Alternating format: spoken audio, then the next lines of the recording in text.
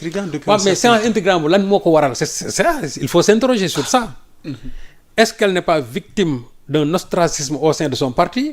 Ou bien est-ce que il faut se poser des questions. te yëf yi mi ngi commencé leer dans la mesure où évincé nañ ko ci poste yi tey kan lañ jël nee na Fatoumata Tall moom mooy diriger les femmes du parti. moom jël nañ ko teg nañ ko de côté. on se pose la question même la grande gueule Abdou Mbow aussi c'est mon ami. moom sa xarit. waaw mu ngi noonu Abdou aussi. Je ne l'ai même pas vu dans le porte-parole là, ou bien dans la communication. Alors que moi, d'abord, il a une formation de communicant, et en plus de ça, Abdou sait très bien parler. Et je sais que l'APR a besoin de gens comme Abdou Mbow pour nous. Parce que Moussa Bocar Thiam, d'abord, Moussa n'est pas au Sénégal. Moussa s'est auto-exilé. Moussa n'est pas au Sénégal. Parce que nous avons tapé.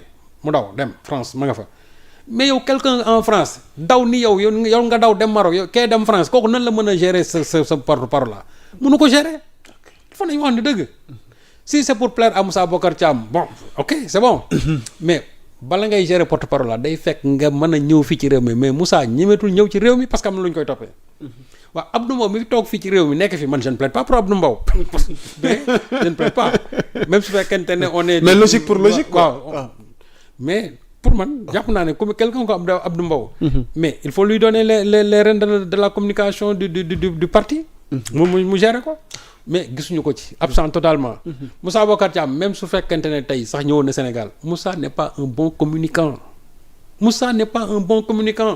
Moussa n'a pas une réflexion structurée pour émettre une bonne communication donc même s'il a été ministre de la communication et je crois que ça a été la plus grosse bêtise de Macky Sall et loolu lay connaît jusqu'à aujourd'hui mais Moussa quand même Moussa n'est pas un bon communicant exactement voilà léegi nga jël ku mel noonu nga fekk man je n'ai rien contre lui mais je fais une analyse par rapport ak ces nominations de Macky Sall tous azimuts donc au niveau de la COJER ils ont donné ça à Abdoulaye Diagne bon moi je ne connais même pas je sais pas si là mais il est député waaw moi je ne le connais pas exactement. Donc je ne peux pas émettre de jugement sur Abdoulaye ok mais ce qui est sûr et certain mooy mais Macky ndax dina dellu si c'est la grande question ñu ngi bëri nga posé question non c'est la grande question et d'ailleurs c'est là où la justice mais newoon na nag dara teroo ko ñëw Sénégal saa bu bëgg ñëw dara teroo ko xamul tax parce que la justice tarde tout simplement à lancer une mise en accusation contre Macky Sall ok loolu mooy wax bi gis nga les événements qui se sont passés dans ce pays de 2021 jusqu'en 2024 on a beau en parler le premier responsable demeure et reste Macky Sall moo tax tey man leen tey poursuite yooyu ça va faire pchit si on ne commence pas par Macky Sall ilimaanu jëwriñ ñi ndey mbili gi kooku ci boppam Macky Sall la donc fii mënoo fay topp kenn te ka nga xamante ne moo doon joxe ndigal li jiite lépp yore xaalis bi di joxe armam kooka doo ko poursuivre il y a des moyens pour le poursuivre même si j'ai vu Sidiki Kaba je ne sais pas c'est son subconscient qui parle qui dit dans un journal je crois d'aujourd'hui que oui Macky Sall personne ne peut le poursuivre si on peut bel et bien le poursuivre te moom avocat moo gën a xam il y a autant d'éléments aujourd'hui pour lancer une mise en accusation laa la wax il y a autant d'éléments léegi nag qu'est-ce que les gens attendent bon je ne sais pas au niveau de l'Assemblée nationale peut-être aussi ñoom c'est leur stratégie mais Macky Sall moom loo ci mën a wax mooy c'est quelqu'un boo xam man jàpp naa ne il n'est plus apte aujourd'hui à se présenter à une élection dans ce pays kooku moom bu ñu logique pour logique bu ñu ko toppee rek Macky Sall ne doit plus se représenter ici dans une quelconque élection dans ce pays léegi nag su fekkente ne jàpp ne tekkaar rek wala réduction des comptes bi nga xamante ne moom c'est au ralenti moo ko permettre ba muy def une restructuration de son parti mais on y va en tout cas à l'international moom il ne cesse de oui mais tout ça c'est de la politique de conférence en conférence oui mais ça c'est la politique de matu vu rek xam nga loolu lépp Macky Sall am na lu muy wër lu mu bëgg rek il a des visées internationales au niveau de l'ONU moo tax fi ñu toll nii il se croit être messie partout nangam yow ça pendant que tu étais au pouvoir dans ce pays-là tu n'as même pas été capable de le faire léegi aujourd'hui tu veux te présenter en messie partout où tu passes mais il faut qu'il arrête quand même son petit cinéma là. exactement Serigne Saliou Gueye voilà dañuy des ba tey sa jarbaat ñu ngi jot xibaar comme quoi que ni dans les prochaines heures mën nañ ko envoyer il pourrait être envoyé en prison moom Pape Malick Ndour en effet chambre d'accusation bi financière du pôle judiciaire financier PJF dafa révoqué maanaam ci 28 janvier 2026 bi l'ordonnance de placement sous bracelet électronique du coordonnateur des cadres républicains. La chambre a décidé de placer l'ancien ministre de la jeunesse sous mandat de dépôt. C'est pas la peine kenn ko xam nga c'est pas parce que Pape sama neveu la et cetera mais en réalité à quoi ça a mené toutes ces arrestations antérieures là ñu ko fi jiitu woon fii. ñu jàpp leen tam ñoo xam ne seen dossier moo gën a dense bu Pape Malick Ndour. waaw am na ñoo xam ne tey seen dossier tey. man jàpp naa bu ñu ko tegaatoon ci taabal yi ñooñu dañu war delluwaat kaso. pourtant ñooñu dañ leen a bàyyi dañ leen bàyyi. Pape Malick Ndour li ñu koy reproché nii par rapport ak ñee. mais c'est rien par rapport ak ñooñu. donc ñooñu fu ñu leen bàyyee moom kenn waru koo jàpp dañ wax ne dëgg.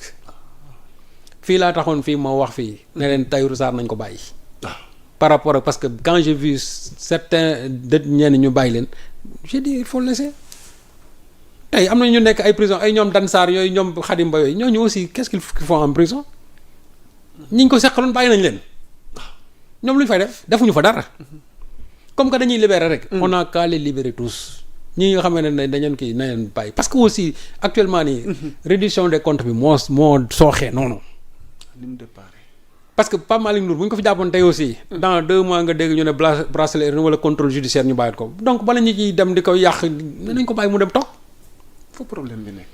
mais le problème mooy li mu wax c'est-à-dire que actuellement nii on ne sait même plus c'est-à-dire comment fonctionne cette reddition des comptes loolu mooy dëgg on ne sait même plus comment ça fonctionne. léegi nag ñun sénégalais yi. il faut qu'on nous rende des comptes. sur cette reddition des comptes encore. ba ñu xam réellement ce qui se passe. lan mun a xew ba tey. ku ñu jàpp ñu bàyyi la. wala ku ñu jàpp ñu kii et cetera moom lan moo xew daal. lan moo xew pour ñu xam ko. ok mais Pape Malick Ndour mii ñuy bon dem ñëw bi dem aller retour mais nañ ko bàyyi. c'est important alors sëñ Saliou l'un des derniers points su fekkee amul leneen liñ ci nar a dolli mooy waxtaane woon nañ ko fii waaye dafa am rebondissement mooy l'affaire Softcare. waaw affaire Softcare am na ay rebondissement yi ci am yoo xamante ni ci tënk ñu ngi jot information comme quoi que ni le collectif Lumière exige des réponses. waaw mu mel ni 40 jours après le scandale le collectif interpelle les autorités où en est l'enquête et quelle garantie pour les victimes et les consommateurs Serigne Saliou Gueye. gis nga Softcare bi c'est une nébuleuse parce que tey am na ñoo xam ne volontairement délibérément affaire bi moom mu suulu moo leen gënal. parce que yëf yi bés bu ñu ci mënee enquête bi ñu ci mënee tu verras des corruptions incroyables ci biir mbir mi. tey on ne comprend pas pourquoi le ministère en tout cas de la santé. ba léegi dégguñu leen ñu àddu ci mbir mi. te c'est son département c'est ce département là qui est le premier concerné. ba léegi est-ce qu'il y a une volonté de vouloir protéger les gens de Softcare en tout cas man ça m'en a tout l'air. parce que communiqué bi amoon dans un premier temps ak contre-communiqué bi nga xam ne moo am par la suite loolu dafa am ay failles yu mu wane au niveau de l'ARP. léegi nag waa kii waa FRAPP bi ñoom tey ils font tout pour que la lumière est du FRAPP kese.